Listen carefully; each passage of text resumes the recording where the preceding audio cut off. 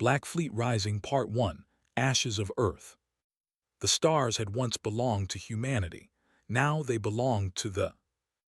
Daniel Vance stood at the observation window of the cargo hauler and watched the frozen moon of 7 grow larger against the blackness of space. He wore the gray uniform of a servant, like every other human in the dominion of. 300 years ago, his ancestors had reached for the stars with pride and wonder.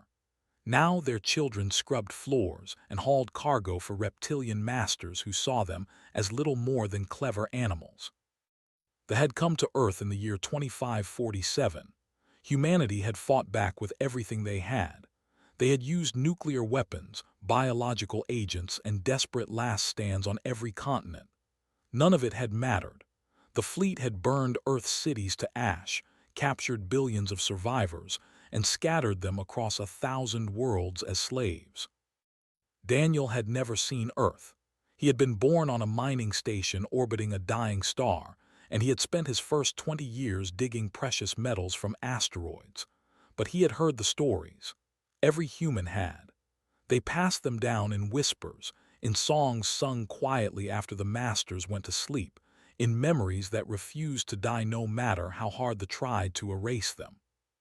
He was 43 years old now, and he had spent the last 15 years working his way up through the cargo fleet. The reptiles allowed some humans to hold minor positions of authority. It made their empire run more smoothly when the slaves could manage themselves. Daniel had used every opportunity to learn, to watch, and to wait. He was not alone. Across the Dominion, in ships and stations and colonies spread across 100 star systems, other humans were doing the same thing. They called themselves the Network, and they had been building their strength for decades. They shared information through coded messages hidden in cargo manifests and maintenance reports. They placed their people in key positions throughout the fleet. They watched and waited for the right moment to strike. Daniel believed that moment was coming soon. The door behind him slid open, and he turned to see Cole enter the observation deck. Was 10 years younger than Daniel, with dark skin and a scar that ran from his left eyebrow to his jaw. He had earned that scar fighting in the gladiator pits of before Daniel had arranged his transfer to the cargo fleet. "We received a message from 7, said quietly, encoded in the standard supply request. Daniel felt his heart beat faster, but he kept his face calm. They had cameras everywhere. "What does it say?" "They found something in the old mining tunnels, something big." Paused. "The Erebus, Daniel, they found the Erebus." Daniel closed his eyes. The Erebus had been humanity's last warship, the final vessel to stand against the invasion 3 centuries ago. History said it had been destroyed in the Battle of Saturn, its crew fighting to the last breath to buy time for refugee ships to escape. But there had always been rumors that the ship had survived, that its captain had hidden it somewhere before the end. "Is it intact?" Daniel asked. "Mostly. The hull is damaged, but the quantum core is still functional. At least, that is what the engineer down there believes." The quantum core, humanity's greatest technological achievement, developed in the final years before the invasion. They had never understood how it worked. They had captured human scientists and tortured them for the secrets, but the knowledge had died with the last generation of quantum engineers. If the Erebus still had a working quantum core, everything changed. "Who found it?" Daniel asked. "A young engineer named Blake. She has been with the network for 3 years. Reliable, smart. She knows what she has found, and she knows to keep it quiet." Daniel nodded slowly. He turned back to the observation window and stared at the frozen moon below. Somewhere beneath that ice, buried in the darkness of abandoned tunnels, lay the key to humanity's future. "We need to accelerate our timeline," he said. "The network is not ready. We have people in position on maybe 40 ships. We need at least another 2 years to." "We do not have 2 years." Daniel turned to face. "High Overseer has ordered increased surveillance on human communications. His investigators are already visiting colonies, asking questions. Someone has made him nervous." Frowned, if we move too soon, we will fail. If we wait too long, we will be discovered. Daniel put his hand on the younger man's shoulder. I know the risks, but I also know that we may never get another chance like this. The Erebus changes everything. With a quantum core, we can build ships that can outrun anything they have. We can strike and disappear before they even know we were there. And what about the billions of humans still in chains? If we start a war, that will take their anger out on the innocent. Daniel's jaw tightened. He had thought about this question every day for 15 years. He knew that rebellion would bring suffering. He knew that they would kill thousands, maybe millions, in response to any uprising. But he also knew that slavery was its own kind of death, slow and grinding, crushing the human spirit generation by generation. The innocent are already dying, he said quietly. They die in the mines and the factories and the breeding camps. They die without hope, without freedom, without ever knowing what it means to stand tall under an open sky. We cannot save everyone, but we can give them something to believe in. We can show them that humanity has not forgotten how to fight. Was silent for a long moment, then he nodded. What do you need me to do? Contact on the communications deck. Tell her to send word to our people on every ship in this sector. We move in 3 days during the supply transfer at 7. We take this ship, we recover the Erebus, and we start building our fleet. And if we fail? Daniel smiled, but there was no warmth in it. Only the cold determination of a man who had made peace with death long ago. Then we die free, and that is more than any human has been able to say for 300 years. Saluted, a gesture that no human was supposed to use anymore, and left the observation deck. Daniel turned back to the window and watched the frozen moon grow closer. Somewhere down there, Blake was guarding the last hope of humanity. Somewhere out in the darkness of space, millions of humans were waiting for a sign that the long night was finally ending. Daniel Vance intended to give them that sign. The Black Fleet would rise from the ashes of Earth, and they would learn what happened when you pushed humanity to the edge of extinction. They would learn that humans did not go quietly into the dark. They burned Black Fleet Rising Part 2, the first spark. The mutiny began at 3 in the morning, ship time. Daniel Vance had chosen this hour carefully. The crew was at minimum strength during the third watch, with most of the reptilian officers sleeping in their quarters. The cargo hauler Orion carried a crew of 200 and nearly 400 human servants. For the first time in 3 centuries, those numbers would matter. Daniel stood in the engine room, surrounded by 30 humans who had trained in secret for this moment. They carried weapons stolen from the ship's armory over the past 6 months, hidden in maintenance compartments and false wall panels. Plasma pistols, shock batons, and a few precious explosive charges. Remember, Daniel said quietly, we need the ship intact. Disable though, but do not damage critical systems. Every life we take is necessary, but we are not butchers. We are soldiers. The humans nodded. Some of them were young, barely 20 years old, born into slavery and knowing nothing else. Others were old like Daniel, carrying decades of quiet rage behind their eyes. All of them understood what this night meant. If they succeeded, they would light a fire that could spread across the galaxy. If they failed, they would die, and they would make examples of every human who had ever spoken to them. Daniel raised his hand. For Earth, he said. For Earth, they whispered back. He dropped his hand, and the mutiny began. The fighting was brutal and fast. Humans who had spent years learning every corridor, every access hatch, every blind spot in the security cameras moved through the ship like ghosts. They struck thee in their sleep, in the hallways, in the control rooms. The reptiles were stronger than humans, with thick scales that could turn aside a knife blade, but they were not prepared for an enemy that knew their ship better than they did. Cole led the assault on the bridge.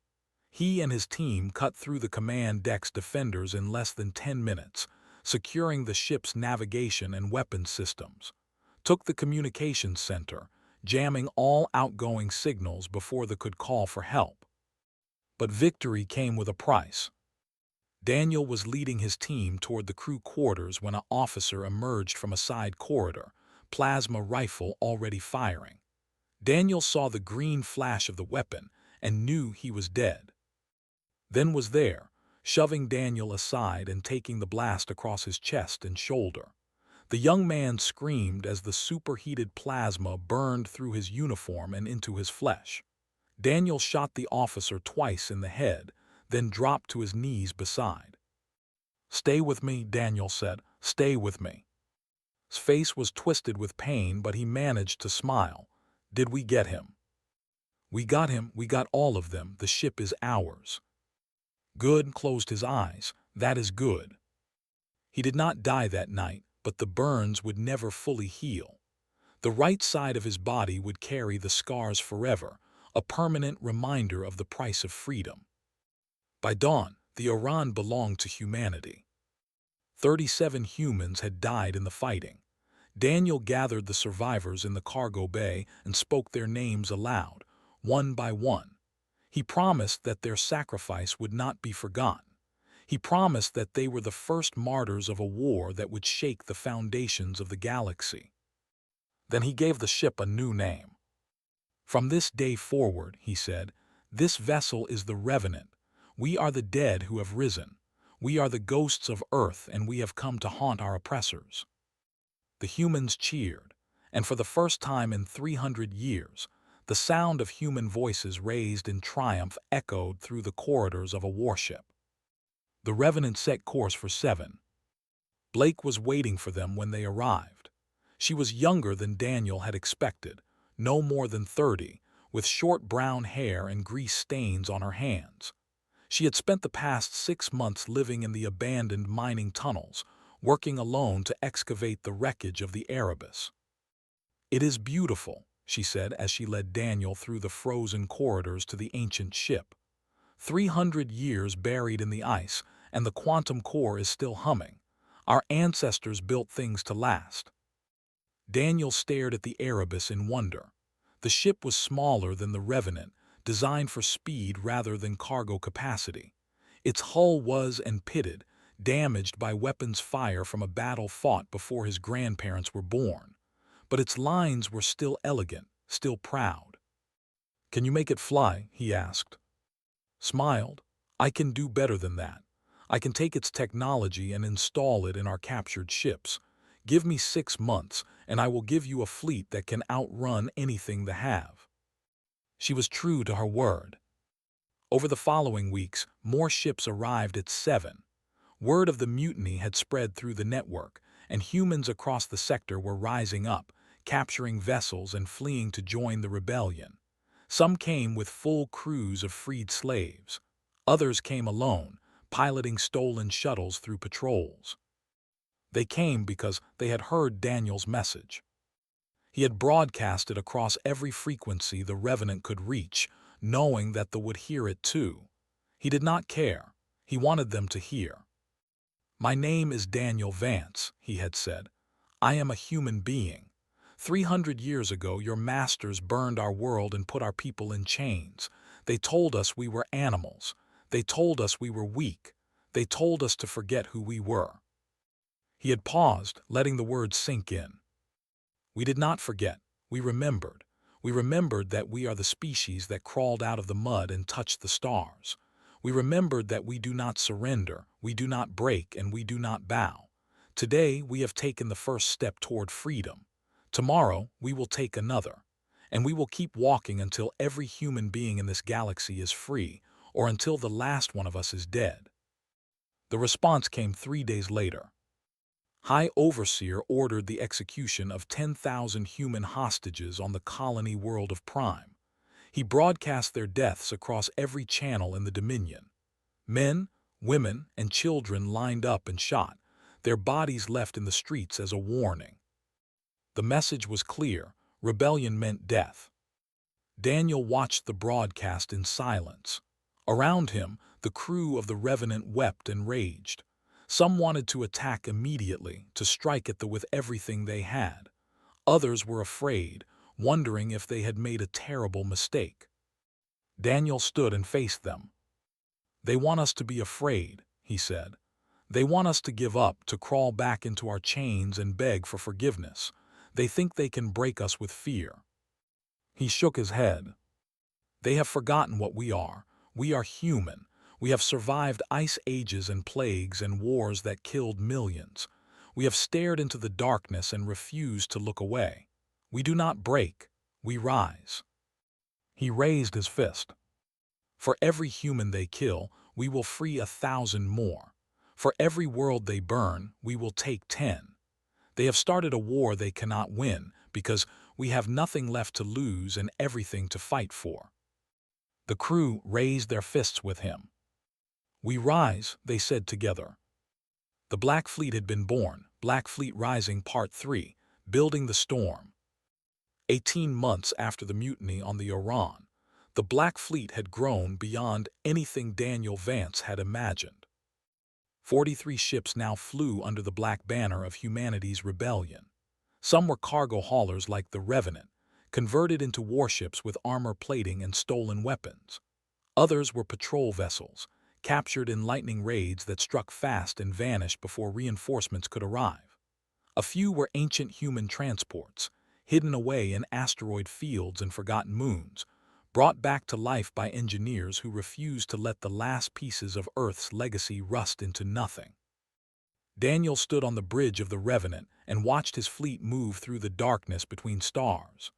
Behind him, Cole sat at the tactical station, the burned side of his face hidden in shadow, monitored communications traffic from her console, listening for patrol routes and coded messages from human resistance cells across the Dominion.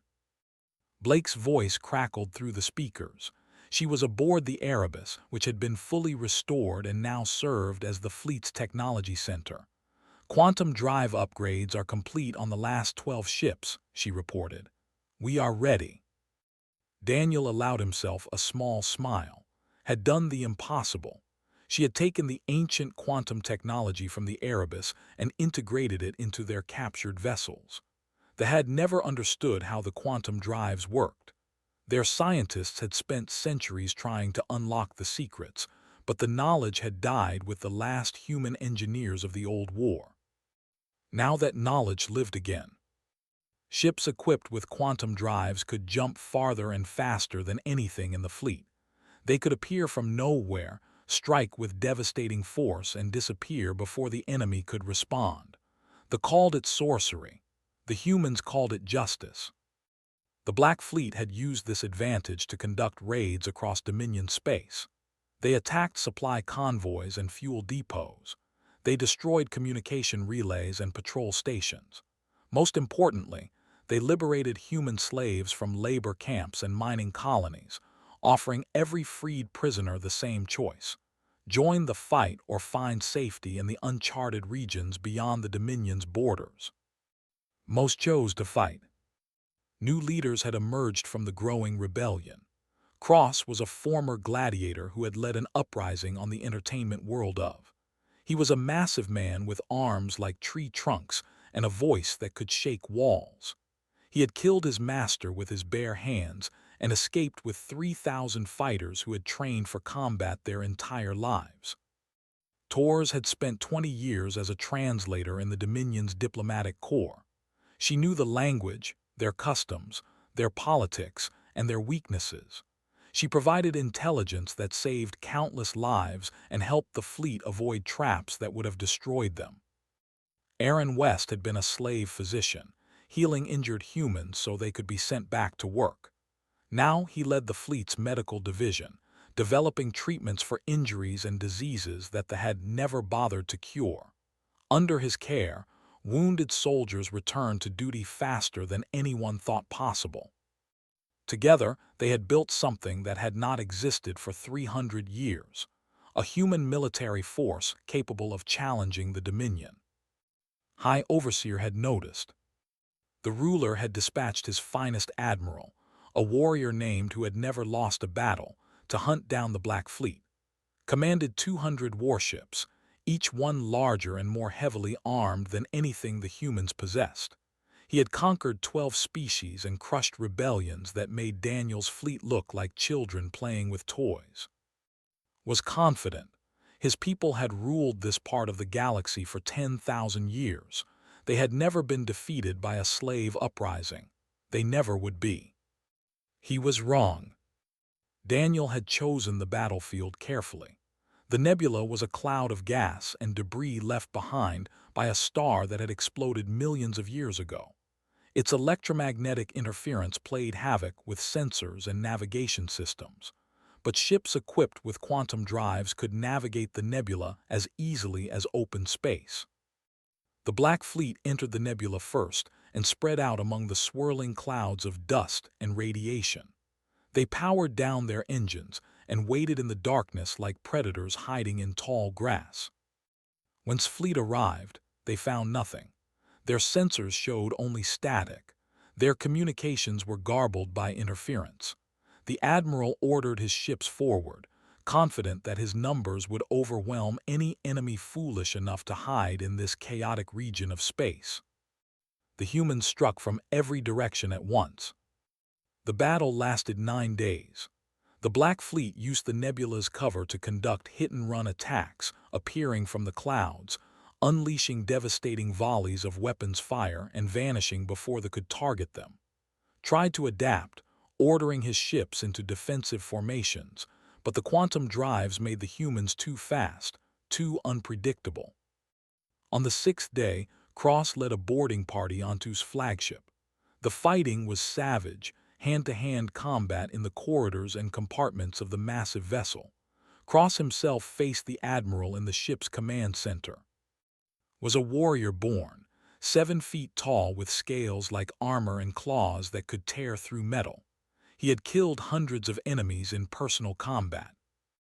He had never faced a human gladiator. The fight lasted less than 3 minutes. When it was over, lay dead on the deck of his own ship, and Cross stood over his body with blood running down his arms. "For Earth," Cross said, and his voice was carried across every frequency to every ship in both fleets. The broke. Without their admiral, their confidence shattered. Ships fled in every direction, abandoning formation and making desperate jumps to escape the nebula. The Black Fleet pursued them, capturing or destroying dozens of vessels before the survivors finally escaped into open space. When the battle ended, the Black Fleet had grown by 60 ships. They had captured thousands of prisoners and freed 10,000 human slaves who had been serving aboard the enemy fleet. More importantly, they had proven something that the galaxy had forgotten. Humans could win. News of the victory at Nebula spread faster than light. Human slaves on 100 worlds whispered the name of Daniel Vance. They shared stories of the Black Fleet, growing more impressive with each retelling. They dared to dream of a future without chains. Other species began to pay attention as well. The aquatic beings who had been enslaved even longer than humanity sent secret messages of congratulations. The creatures whose leaders had been executed for resisting rule asked how they could help. Even species that had accepted their place in the Dominion began to wonder if perhaps the order of the galaxy was not as permanent as they had believed. Daniel stood on the bridge of the Revenant and looked out at his fleet. 43 ships had become over 100. Thousands of freed humans worked alongside aliens who had never known freedom. They were building something new, something that had never existed before. They were building hope. But Daniel knew the war was far from over, still commanded thousands of ships. The Dominion still controlled most of the galaxy. The victory at Nebula was a beginning, not an end. Cole limped up beside him, the scars on his face catching the light of distant stars. "What happens now?" asked. Daniel watched the stars for a long moment before answering. "Now we find allies," he said. "Now we build an army, and then we finish what we started." He turned to face his friend. "We are going to burn this empire to the ground, and from the ashes, we are going to build something better." Nodded slowly. For Earth, he said. For everyone, Daniel replied. The Black Fleet moved on, deeper into the heart of the Dominion, carrying the fire of rebellion with them wherever they went. Black Fleet Rising Part 4. The Coalition of the Broken. The victory at Nebula had changed everything.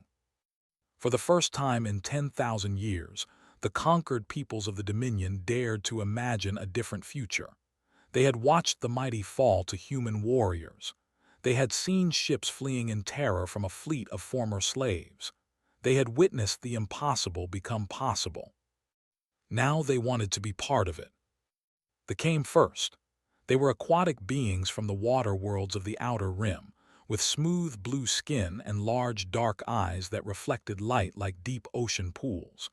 Their species had been enslaved 5,000 years before humanity even existed. They had forgotten what freedom felt like. Their ambassador, a female elder named, met with Daniel aboard the Revenant. She moved slowly outside of water, supported by a mechanical frame that kept her body moist, but her voice was strong and clear. "We have shipyards hidden beneath the oceans of Velar Prime," she said. "The do not know they exist. We have been building vessels in secret for generations, waiting for a moment like this." Daniel leaned forward. "What do you want in return?" "The same thing you want, Commander Vance. Freedom. A chance to raise our children without fear. A future where we are not property." Her large eyes held his gaze. "We are offering you ships, supplies, and our knowledge of shield technology. In exchange, we ask only to fight beside you." Daniel extended his hand. After a moment, reached out with her webbed fingers and clasped it. "Welcome to the Black Fleet," Daniel said. They came next. They were beings with hard shells and multiple limbs, capable of interfacing directly with ship systems through neural connections. Their warriors were few in number, but a single pilot could control a vessel with precision that no human could match. Then came the silicon-based giants who could survive in the vacuum of space without suits.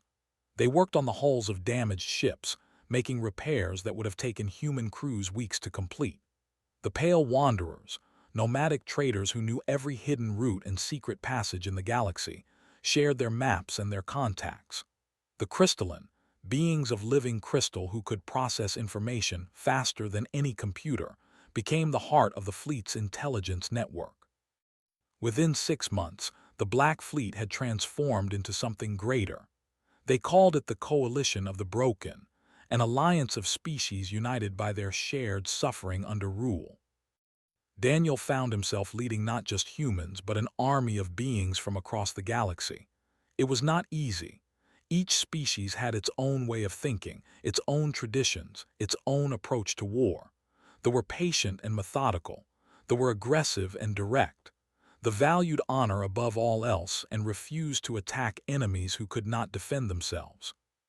Tors became Daniel's chief diplomat, spending endless hours mediating disputes and finding common ground between groups that had never worked together before.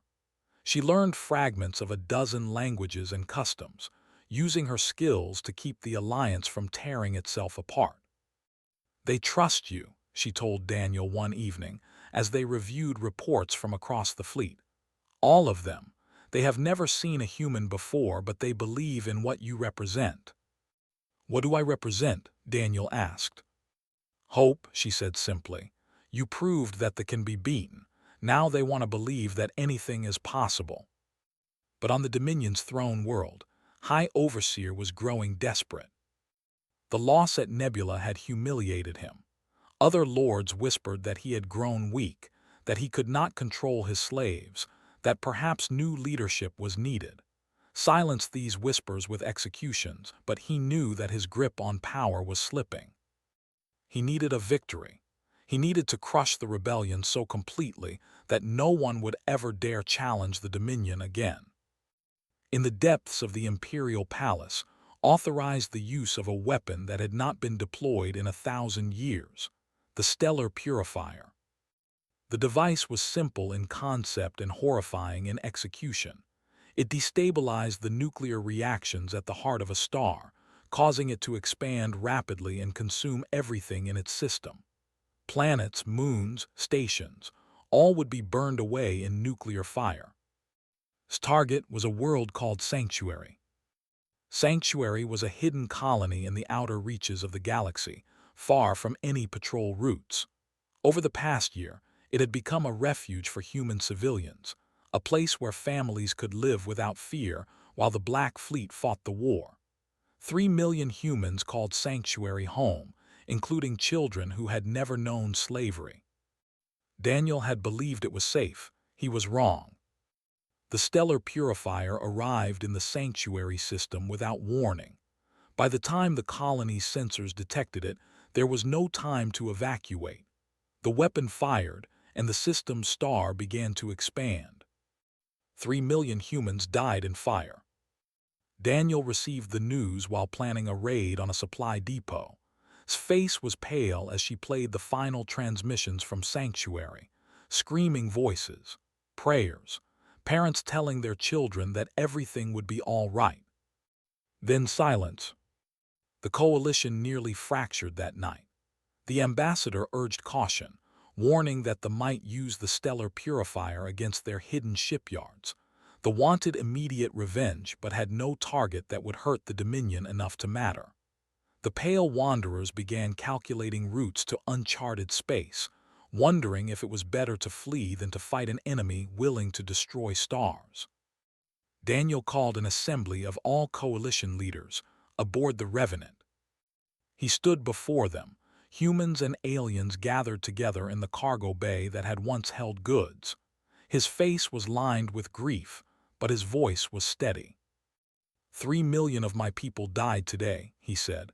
Families, children, people who had never held a weapon in their lives. They died because wanted to send us a message. He paused, letting the words sink in. The message was this: surrender or we will burn everything you love. He looked around the room, meeting the eyes of an human. I have a message of my own. We will not surrender. We will not run. We will not hide in the darkness and hope that the monsters forget we exist. His voice grew harder. They have shown us what they are.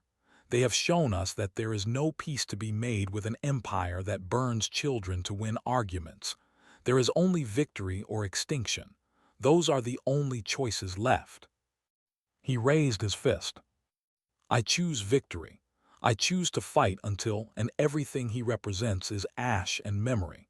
I choose to build a galaxy where no one ever has to fear the stellar purifier again. He looked at his allies.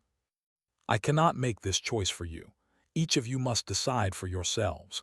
But I am asking you to stand with me. Not because you owe humanity anything. Not because you believe we will win. But because some things are worth fighting for even when the odds are against us. The silence stretched for a long moment. Then Avda stepped forward. My people have been slaves for 5,000 years, she said. We have nothing left to lose. We stand with you. The commander clicked his mandibles. We stand with you. One by one, the leaders of the coalition voiced their support. The Pale Wanderers, the crystalline, species that had never fought together, that had barely spoken to each other, united by grief and rage and a desperate hope. The coalition held. And in the war room of the Revenant, Daniel Vance and his commanders began planning their final campaign. They would strike at the heart of the Dominion itself. They would bring the war to Prime. And they would make sure that the 3 million dead would never be forgotten. Black Fleet Rising, Part 5. The Galaxy Burns. The final campaign began with fire across the stars. 100 simultaneous attacks struck Dominion space in a single hour. Coalition forces hit shipyards, fuel depots, communication relays, and military bases from one end of the empire to the other. Years of careful planning and positioning came together in a wave of destruction that left the military scrambling to respond. They could not be everywhere at once. They could not defend everything. And while their attention was scattered, Daniel Vance led the main fleet toward the throne world of Prime. 800 warships followed the Revenant through the darkness between stars. Human vessels flew alongside cruisers and fighters. Warriors clung to the hulls of assault ships, ready to board enemy vessels in the vacuum of space. Pale Wanderer scouts raced ahead, mapping safe routes through defensive zones. It was the largest fleet ever assembled against the Dominion. It was also the last hope of every enslaved being in the galaxy. Daniel stood on the bridge of the Revenant and watched the stars blur past. Beside him, Cole monitored tactical displays, his face illuminated by the glow of holographic maps. Coordinated communications with hundreds of ship captains. Blake provided constant updates from the engineering section, keeping the quantum drives running at peak efficiency. These were the people who had been with Daniel from the beginning. These were the people who had believed in the impossible when everyone else said it could not be done. Some of them would not survive the day. Daniel had made peace with that truth. He had made peace with his own death long ago. What mattered now was not whether he lived, but whether humanity lived, whether freedom lived. The home system appeared on the sensors like a fortress of light. 2,000 warships defended Prime, arranged in overlapping defensive formations that covered every approach. Orbital platforms bristled with weapons. Minefields filled the spaces between planets. And somewhere in that mass of metal and fire, the remaining stellar purifiers waited. Tors had spent months gathering intelligence on the planet-killing weapons. She had bribed officials, intercepted secret communications, and pieced together the locations of every purifier in the system. Blake had designed a method to disable them, a targeted electromagnetic pulse that would fry their control systems before they could fire. But someone had to get close enough to use it. Volunteered. She took a small stealth ship, loaded with the pulse device, and slipped away from the main fleet before the battle began. Her mission was simple: reach the stellar purifiers and destroy them before they could burn any more stars. The battle for Prime began at dawn, system time. The Coalition fleet smashed into the defensive line like a hammer striking stone. Ships exchanged fire across millions of kilometers. Explosions bloomed in the darkness. Each one representing hundreds of lives ended in an instant. The quantum drives gave the Coalition an edge in mobility, but they had numbers and position. For 3 weeks, the battle raged across the entire system. Cole led boarding parties against the orbital defense platforms. The fighting was savage, corridor by corridor, compartment by compartment. Soldiers fought with the desperation of beings defending their home. Coalition warriors fought with the fury of beings who had spent their entire lives in chains. On the 15th day, led an assault on the largest platform, the one that controlled the defensive grid for the entire inner system. He fought his way through 5 decks of enemy soldiers, his plasma rifle burning hot in his hands. He reached the control center. He disabled the grid. And then the counterattack arrived. His last transmission reached the Revenant as the platform was overwhelmed. His voice was calm, almost peaceful. "Tell Daniel it was worth it," he said. "All of it. Every moment since we took that first ship. Tell him we made it count." The transmission ended. Daniel listened to it 3 times. Then he wiped his eyes, straightened his shoulders, and gave the order to advance through the gap that had created. Cross fell on the 19th day, defending the fleet's flank against a counterattack. The former Gladiator commanded a squadron of assault ships, placing himself between the enemy and the vulnerable supply vessels behind him. He destroyed 14 warships before his own vessel was finally overcome. His final words were broadcast to every ship in the Coalition. "Remember Sanctuary. Remember what we fight for." Reached the stellar purifiers on the 21st day. She had spent weeks creeping through the system in her tiny stealth ship, avoiding patrols and hiding in the shadows of asteroids. When she finally reached her targets, she found 3 of the planet-killing weapons, fully armed and ready to fire. She activated the pulse device. The stellar purifiers went dark. But the HAD detected her. A patrol ship opened fire as she tried to escape. Her vessel was crippled, drifting and burning. She survived long enough to see the main fleet break through the final defensive line. She survived long enough to know that her mission had succeeded. She died with a smile on her face. The Coalition fleet reached Prime on the 23rd day. Daniel led the final assault personally, commanding his ship from the front as they smashed through the last defenders and entered orbit around the throne world. He landed at the Imperial Palace with 1,000 soldiers at his back.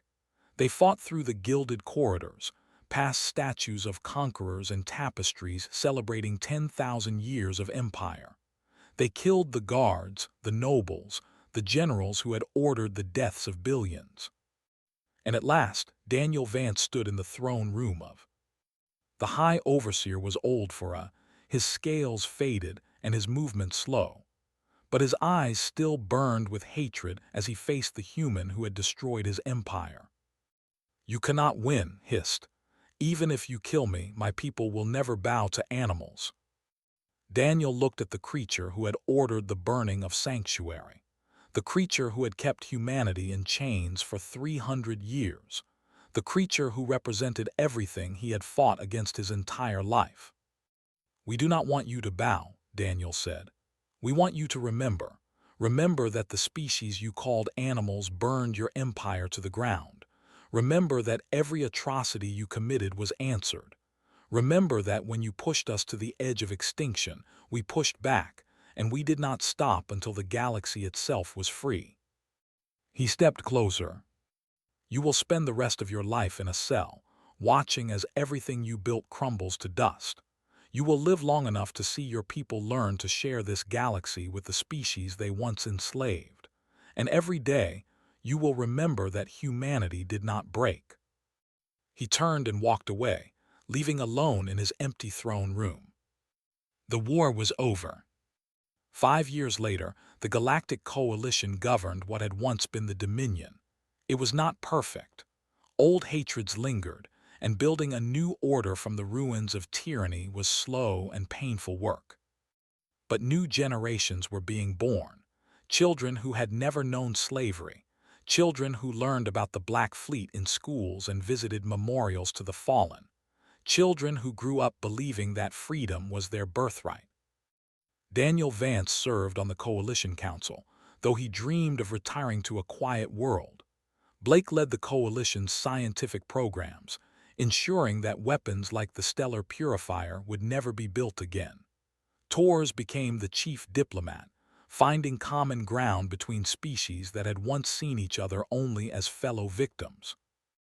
And somewhere in the space between stars, the ships of the Black Fleet still patrolled.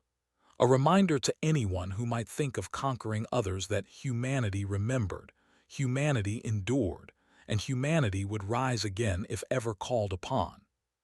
The galaxy burned no longer. But its people had not forgotten the fire.